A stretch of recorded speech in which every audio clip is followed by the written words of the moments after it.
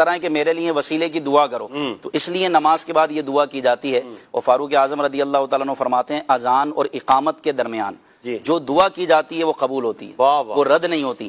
اس لیے اذان کے بعد ہمارے یہاں معروف ہے کہ یہ دعا پڑھی جاتی ہے، تو درود پاک بھی پڑھیں۔ فاروق اعظم کا ایک بھی فرمان یہ بھی ہے کہ دعا آسمان و زمین کے درمیان لٹکی رہتی ہے جب تک کہ تو اپنے نبی پر درود نہ پڑھے۔ سبحان اللہ، تو درود پڑھیں گے تو انشاءاللہ عز و جل دعائیں بھی اوپر جائیں گی، دعائیں بھی قبول ہوں گی۔ کیا بات ہے، کیا بات ہے۔ پڑھتے اگر درود ہے ملتا ثواب ہے، پڑھتے اگر درود ہے ملتا ثواب ہے، جو اگر سلام کو آتا جواب ہے۔